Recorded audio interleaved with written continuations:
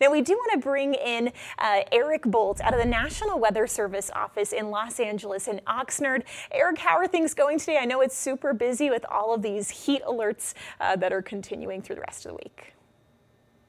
Yes, we're really starting to get into the heat right now because we've had temperatures up to 108 degrees in the San Fernando Valley yesterday.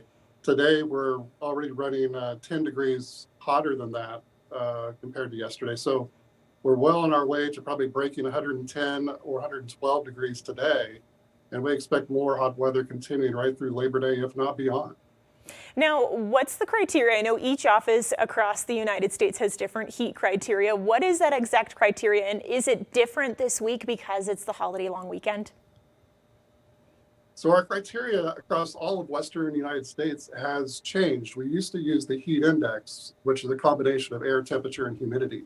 But because that doesn't really represent the dryness out west, we now are using a system called heat risk. And that's looking at a combination of the minimum temperatures, the high temperatures, and the duration. And we get these different levels of risk, how that may be stressful for people. And right now we're hitting our highs of very high categories. So basically it's a red or magenta coloring system that we're using pretty much every day through Labor Day, especially as you get away from the ocean. So it's going to be critically hot. We've had a lot of hot weather this summer, but this one is going to be exceptionally hot for more of the population that live closer to the water.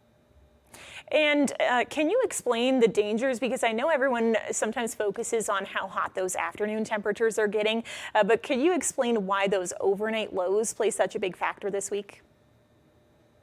That's the key. Often we can't cool off our houses at night because it's so hot during the daytime. And those temperatures stay hot throughout most of the night and actually get the coldest right at about sunrise. So you really have a difficult time bringing in colder air into homes that maybe not have air conditioning. Also, it's going to run up a lot of electric bills because of our air conditioning that is needed in many of these locations. It's going to add up for several days. And this heat wave is a long one. We were looking back at 2020, right around Labor Day 2 years ago, we had about a 4-day heat wave. This is more like an 8 or 9-day heat wave where temperatures are well into the 100s. So how can people really handle this heat throughout the rest of the week? Do you have any safety tips for that? Right. If they need to try to cool off in the shade, get into an air-conditioned facility. There's plenty of cooling centers open across Los Angeles County coming up during this heat wave. They need to just take it easy during the hottest time of the day. Stay out of the direct sun. If you're exercising or working outdoors, try to get it done early or late in the day because this is a dangerous situation.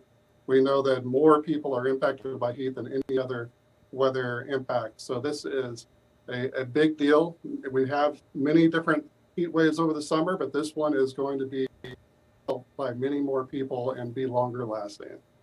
Well, we appreciate your time so much. Hopefully you guys can stay cool out there as we're expecting this to be a pretty elongated heat wave. Thank you so much, National Weather Service Warning Coordinator Officer Eric Boldt out of the National Weather Service office out there. So we'll continue to monitor the hot temperatures across the western United States. We'll let Eric go there and talk about what's happening on Viper radar across the rest of the country.